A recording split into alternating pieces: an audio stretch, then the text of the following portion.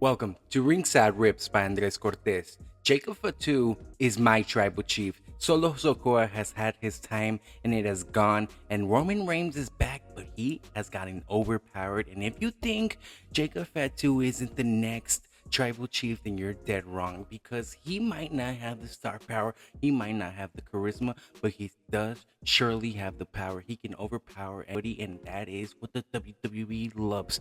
Now let's pay attention to the close little footprints that the WWE has left us. We have seen clues that the things are gonna happen and the betrayal is coming. Yes, Jacob Fatu isn't happy that he had to get his title. He was really upset. He was really disappointed about giving that title away to Solo Sikoa. He was not going to have it, and these are why the reasons are happening right in front of our eyes. We're seeing the judgment of everyone come through and be the bloodline that we all want them to be.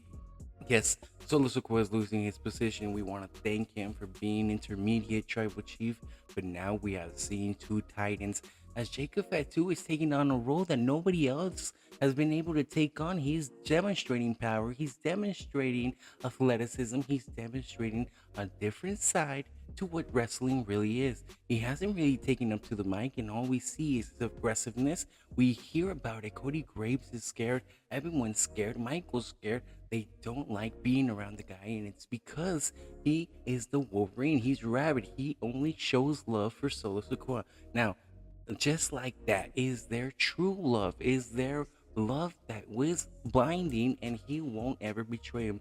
Do we know if it is even possible for Jacob Fatu to betray the tribal chief?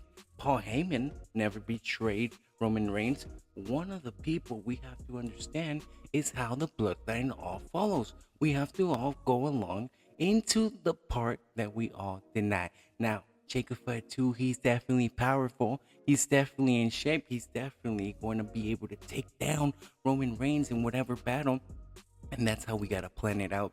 See, it's not about the short game. It's not about the bloodline civil war. It's about what's going to happen to these WWE superstars that have been introduced into the WWE universe. Of course, there's going to be one point in time that Jacob Fatu wants to win that title, wants to hold on to some merchandise, and what else but to have it right now. They took those titles away from Jacob Fatu. They gave it over to the Tangaloas and the Tamaloa, but we need to understand that it's all for the good of the bloodline. It's all for the good of Jacob Fatu because they're making him into a rabid superstar. I mean, you need to understand the last person we saw get this type of rise is probably Kevin Owens. We have to compare the great savage fighting mentality, and then Kevin Owens is having the opportunity, and we know what happens next. Now, let's not take for granted everything that we have seen the Bloodline and Solo Sikoa do. The acting, the mentality that it takes to show that he is not going to be one for words, but one for action, one for demonstrating love, one for demonstrating the power, and one for showing that the real tribal chief lies within them all. And when he's ready to take on Solo Sikoa, when he's ready to travel on against Roman Reigns, then that's when the real things come. Because the WWE universe keeps on talking about them, keeps on telling us, hey, these guys are very powerful. These guys are going to destroy his world. And just because they haven't done it yet, it's because the Wolverine has not been let loose. And when the Wolverine gets let loose, when Solo Sikoa speaks that he's going to go after the title, we all don't believe him. But who do we believe but the Wolverine coming out and coming after all of us? Because he is always praising, he's being contained, right now, he's being controlled. And when Solo Sikoa loses that dignity, lose that in front of him, he's gonna be able to snap and be able to go off against everybody. And that's the real bloodline civil war. Because right now it's not gonna happen. People keep talking about Solo Sikoa against Roman Reigns. Solo Sikoa, let me just tell you, undoubtedly does not have all that star power. He does not have what it takes to be the next tribal chief. He does not have what it takes to even main event with Roman Reigns. But a person that could, a person that we all believe that could actually dominate and can actually be an aggressor against Roman Reigns is definitely Jacob Fatu.